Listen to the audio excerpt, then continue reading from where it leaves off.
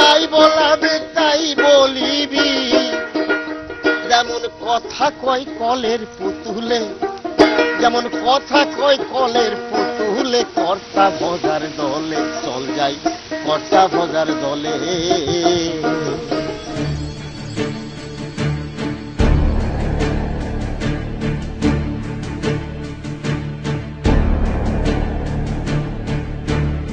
বাউলের ভাষায় গৃহযুদ্ধ, সেই গৃহযুদ্ধে জড়িয়ে পড়েছেন প্রিয়রঞ্জন দাশপুঞ্শীর স্ত্রী দীপা দাশপুঞ্শী আর প্রিয়রঞ্জনের ভাই পবিত্র রঞ্জন দাশপুঞ্শী। বলার অপেক্ষা রাখে না প্রথমজন কংগ্রেস প্রার্থী, দ্বিতীয়জন তৃণমূল প্রার্থী। রায়গঞ্জ ভোটের মঞ্চ রঙ্গ যাও দেখে, রায়গঞ্জ ভোটের মঞ্চ রঙ্গ যাও দেখে, ওহে ভঞ্জ বাঁধ খঞ্জ, ওহে ভঞ্জ বাঁধ খঞ্জ, একবার এসে যাও রায়গঞ্জেতে, বলি গো এসে যাও রায়গঞ্জেতে, রায়গঞ্জ ভোটের মঞ্চ রঙ্গ যাও দেখে। বাম বিরোধী জোট হয়নি এই লোকসভা ভোটে, ফলে গোটা রাজ্যেই মুখোমুখি লড়াইয়ে কংগ্রেস এবং তৃণমূল। রাজ্যে জোট ভেঙেছে, কিন্তু যার জেরে এই জেলাতে ঘর ভেঙেছে মুন্সিদের। কিন্তু এই ঘর ভাঙার পেছনে তৃণমূলের সুস্পষ্ট রাজনৈতিক চাল দেখতে পাচ্ছে কংগ্রেস শিবির।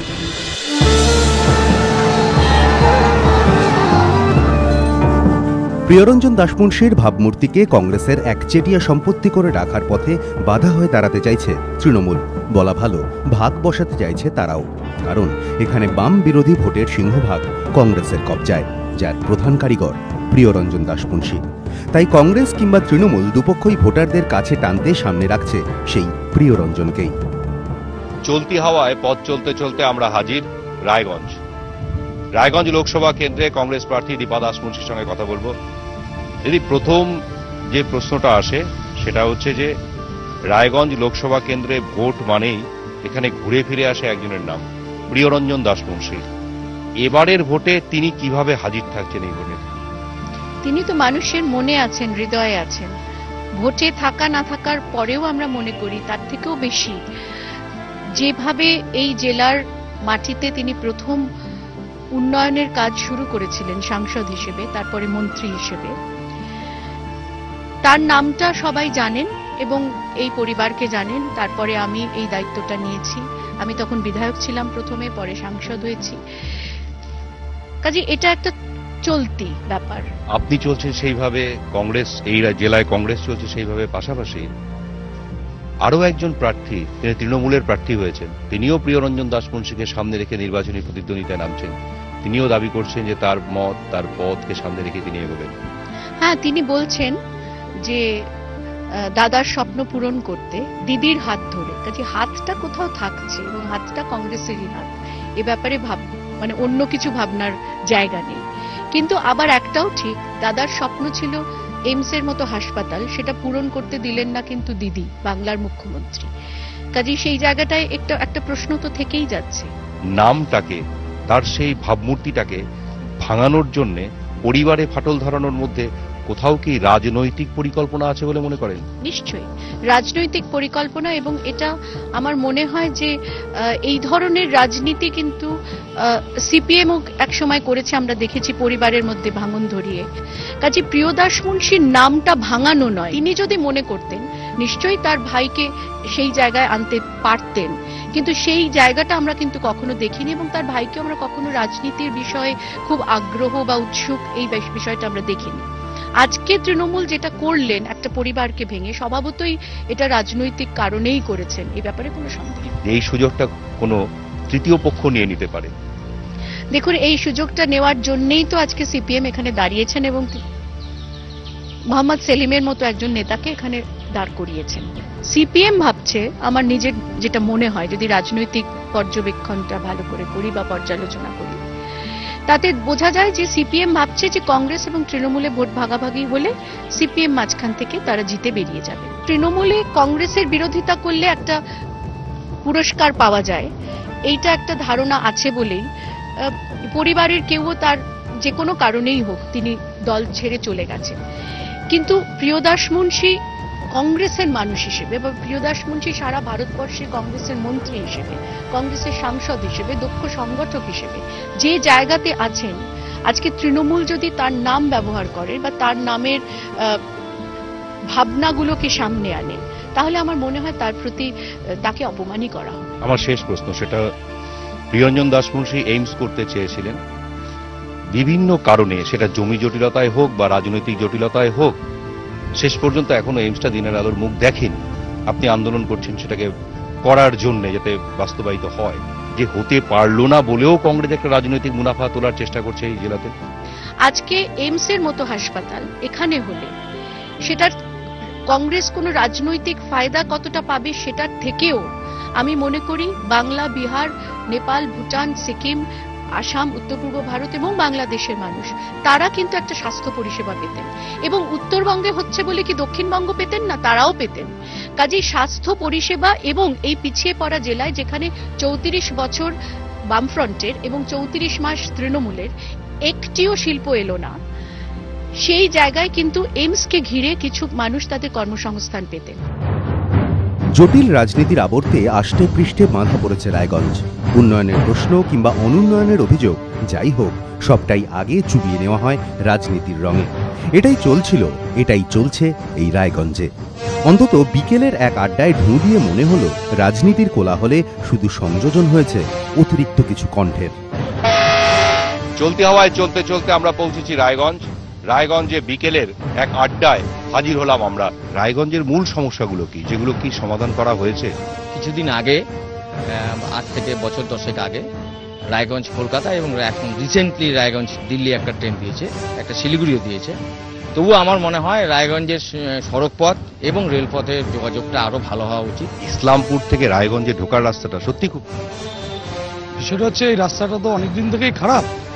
তো আমাদের আমরা জেলা উত্তর দিনাজপুর জেলার মানুষ হিসেবে, রায়গঞ্জের মানুষ হিসেবে আমরা দুর্ভাগ্য, আমরা খুব টানাপোড়েনের মধ্যে পড়ে যাই। এটা রাজ্য সরকার করবে না কেন্দ্র সরকার করবে? এরকম ব্যাপারটা যে উত্তর দিনাজপুর জেলা যেটা আছে সেটা পশ্চিমবঙ্গের মানচিত্র থেকে বাইরে, সেটা রাজ্যের মুখ্যমন্ত্রী হোক বা যেই হোক, যেই আসুক, যেই ক্ষমতা থাকুক, যখন এই যে অভিমানগুলো উঠে আসে তার একটা অন্যতম কারণ কি এটা যে এইমস? হ্যাঁ, এইমস তো একটা নির্বাচনী ইস্যু হবে, কারণ এইমস নিয়ে বহুদিন ধরেই টানাপোড়েন চলছে। বহু প্রত্যাশা করে পরপর 3-3বার সাংসদ কংগ্রেসকে জিতিয়েছে। আমাদের যা প্রত্যাশা কিছুই পূরণ হয়। এইমস অনেকটা একটা বড় বেলুন, সেটা আমাদেরকে বারবার দেখানো হচ্ছে। তো এটা প্রিয়রঞ্জন দাস মুন্সির স্বপ্ন দেখিয়েছিল বলে আজকে এই কথাটা, এই প্রশ্নটা আসছে। এক, সেকেন্ডলি ধরেন এইমসটা মিথ্যা প্রতিশ্রুতি কংগ্রেসের, ধরে নিলাম, তাহলে ডিওএফআই দিল্লিতে ধর্নায় বসছিল কেন? সেকেন্ডলি মমতা ব্যানার্জি কেন বললো কল্যাণীতে এইমস হবে? থার্ড, বিজেপির ক্যান্ডিডেট নিউ ভূমি কেন বলছে আমি জিতলে আমি এইমস করব? এইমস নিয়ে অনেক কথা আছে যে কংগ্রেস চাইছে, তৃণমূল করতে দেয়নি, বামফ্রন্ট করতে দেয়নি, কিন্তু ডালখোলা বাইপাস প্রত্যেকটা উত্তরবঙ্গবাসী তীত বিরক্ত, তাহলে বাইপাসটা হচ্ছে না কেন? যারা এখানে বামফ্রন্ট বা তৃণমূল ওরা সারা জীবন বিরোধিতাই করবে, আর তো কোনো এই জেলায় তো ওরাও তো এমপি ছিল। সত্যি তাই, এমপি ছিল। অ্যাকচুয়ালি দেখুন, এমপি তো অনেক ছিল, ক্ষমতা আমরা দেখেছি, বামফ্রন্টের ক্ষমতায় ছিল, কিন্তু সাংসদ কি আমরা জানতাম না? সাংসদ কোনটা সেটা প্রিয়ঞ্জন দাস মুন্সি দেখিয়েছে। ইন্ডিয়ান অয়েলটা উঠে চলে গেল কেন? 34 বছর সিপিএম ছিল আর 50-60 বছর ধরে কংগ্রেস ছিল। কেন 2006 সালে রায়গঞ্জ কলকাতা ট্রেনটা আসলো? কেন আগে আসলো না? কোথায় 50 বছর ধরে ছিল? ডক্টর গোলাম আজম এমপি ছিল, 50 বছর ছিল। কোথায় 50 বছর ধরে ছিল কংগ্রেস? ভারতবর্ষের সবচেয়ে বেশি শাসন। আরে বাবা, ভারত কবচে করেছে, পশ্চিমবঙ্গে কবচে করেছে, পশ্চিমবঙ্গে কবচে করেছে, সেটা বলতে হবে তো। রেল কেন? রায়গঞ্জের উন্নয়ন তো শিখিয়েছে প্রিয়ঞ্জন দাস মুন্সি। 30 বছরে ওনারা কিছুই করতে পারলেন না রায়গঞ্জে, এখন ধোয়াই দিচ্ছে কংগ্রেসের। আমাদের 4 জন প্রার্থী আছে, তার মধ্যে মোহাম্মদ সেলিমকে পেয়েছি। যদি কিছু হয় উনি করতে পারবেন আমার ধারণা। রায়গঞ্জের মানুষ গোটা কেন্দ্রের, গোটা জেলার সে অর্থে, তার সঙ্গে শুধু বামপন্থী নেতৃত্ব বা কর্মী নয়, শহরের মানুষ যেভাবে সাড়া দিয়েছেন, বিজয়ী ভব বলে যেভাবে আশীর্বাদ করেছেন, আমি নিজে আপ্লুত এবং আমি কৃতজ্ঞ। আমার মনে হয়েছে যে রায়গঞ্জের মানুষ নতুন একজন সাংসদ নতুন বছরে আশা করছিলেন এবং তারা পাবেন এই বিশ্বাসে জন্মেছে। যে কাজগুলো 15 বছর ধরে হয়নি, যেগুলো ফ্লেক্সে আছে, যেগুলো প্রতিশ্রুতিতে আছে, যেগুলো বক্তৃতায় আছে, যেগুলো এখনও বলছে যে অবিলম্বে করব, যে বিলম্বগুলো হয়েছে সেগুলো দূর করে দিয়ে করা হবে।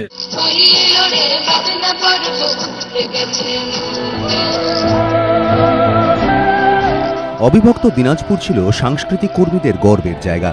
ভাগ হলো জেলা, কিন্তু কৃষ্টি পরম্পরা নিয়ে এই নতুন জেলায় মাথা তোলার চেষ্টা করল স্বমহিমায়। এই শহরে একাধিক সাংস্কৃতিক প্রতিষ্ঠানের উপস্থিতি, চর্চা রীতিমতো উল্লেখযোগ্য।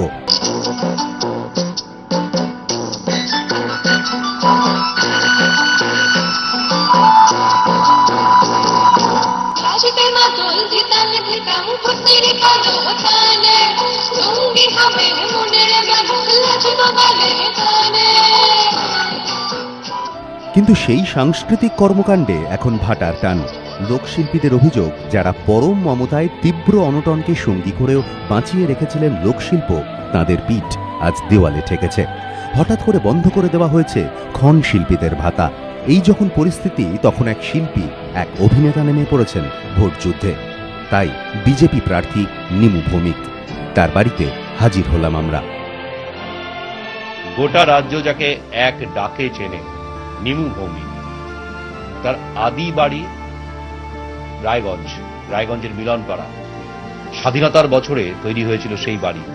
সে আদি ভিটে এসে নির্বাচনী যুদ্ধে অবতীর্ণ হয়েছেন তিনি। ছিলেন অভিনেতা, এখন নেতা। কোন জীবনটা ভালো লাগে, নেতা না অভিনেতা? অভিনেতা ভালো লাগে আমার। হচ্ছে যে এই নেতা হয়ে অভিনয় করার কোনো জাস্টিফিকেশন নেই, এবং তার আমি বিরুদ্ধে।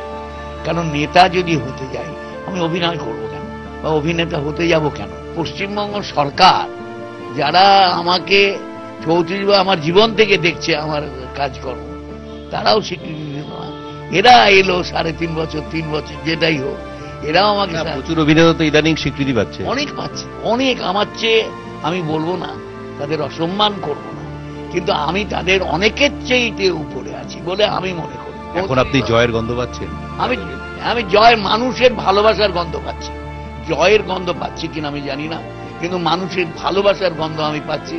যেখানেই যাচ্ছি তাদের মন থেকে বলছি, এবার বোঝা যায় তো আমি অভিনয় করেছি এতদিন, মানুষ যেটা আর এগুলো বোঝা যায়। প্রিয়রঞ্জন দাস মুন্সির পরিবারে 2 জন সদস্য দাঁড়িয়ে গেছেন, এটাকে আপনি কিভাবে দেখছেন একজন অভিনেতা হিসেবে? এটা একজন অভিনেতা হিসেবে এটা করা উচিত হয়নি, ওদের দাঁড়ানোই উচিত হয়নি।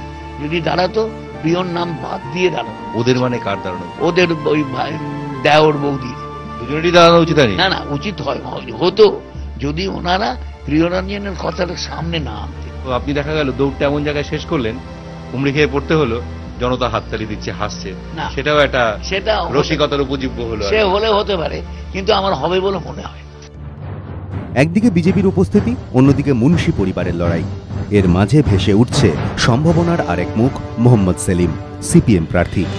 ওই যে ভোট যুদ্ধ, গৃহ যুদ্ধ মুন্সি বাড়িতে, সুযোগ বুঝে ভোট নেপো, মুখ দেয় ভোটের হারিতে, আহা ভোটের হারিতে। 2009-এর লোকসভা ভোটে সিপিএমের বীরেশ্বর লাহিড়ীকে 1,05,203 ভোটে হারিয়েছিলেন কংগ্রেসের দীপা দাস মুন্সি। যদিও বামেরা প্রবলভাবে আশাবাদী এই কেন্দ্র নিয়ে। এবারের পঞ্চায়েত নির্বাচনে এ জেলায় নজর কাড়া সাফল্য পেয়েছে সিপিএম। জেলা পরিষদের প্রায় 50% আসন দখল করেছে তারা। স্বভাবতই এই লোকসভা ভোটে ভালো ফলের ব্যাপারে এখন যথেষ্ট আশাবাদী বাম শিবির। রায়গঞ্জ লোকসভার অন্তর্গত 7টি বিধানসভা আসনের মধ্যে কংগ্রেস 3টি, বামেদের 3টি ও তৃণমূলের 1টি আসন। লড়াইটা এখানে মূলত কংগ্রেস ও বামেদের মধ্যে। জোট না হওয়ায় বাম বিরোধী ভোট বিভক্ত, যেটাকে অ্যাডভান্টেজ হিসেবে দেখছে সিপিএম। কিন্তু বাম ভোট ব্যাংকে ভাগ বসাতে এই কেন্দ্রে প্রার্থী দিয়েছে সমাজবাদী পার্টি, যাদের শক্তি এখানে একেবারেই উপেক্ষা করার মতো নয়। অবশ্য বিজেপি ফ্যাক্টর সিপিএম এর অনুকূলে যাবে বলেও আশাবাদী বাম শিবির। ফলে বামেদের বক্তব্য, তারা 1 পা পিছিয়ে থেকেও 2 পা এগিয়ে রয়েছেন। কিন্তু যারা ভোট দেবেন তারা কোথায় দাঁড়িয়ে, তাদের মর্জির হদিশ পেতেই আমরা ঢু দিলাম আরও একটি আড্ডায়। ভয়ঙ্কর রাজনীতি হয়, জটিল রাজনীতির একটা সমস্যা। অনেক সময় রাজনীতির তলেই ইস্যুগুলো চাপা পড়ে যাচ্ছে মানুষের।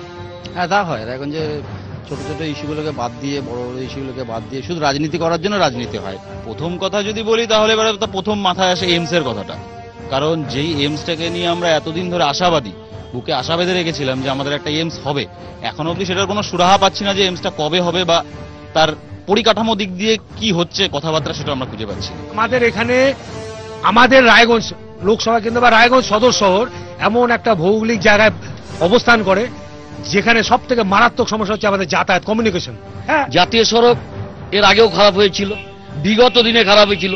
এই গভর্নমেন্ট থাকার আগে যে গভর্নমেন্ট ছিল বামফ্রন্ট সরকার, তখনও খারাপ ছিল, তখন কিন্তু রিপেয়ারিং হতো।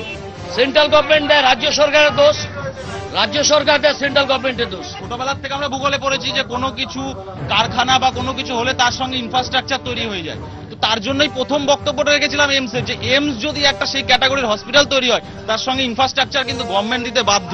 রায়গঞ্জের সব থেকে বড় ইস্যু স্পিনিং মিল বন্ধ হয়ে গেছে, কোনো রাজনৈতিক দলের কোনো চেতনা নাই। ভোট আসলে পরে একেবারে সে দাদা বলো, দিদি বলো, কাকিমা বলো, একদম সড়ক এখন ব্যবহার করেন না, অন্য রাস্তায় আছে, তারা বুঝতে পারবেন না।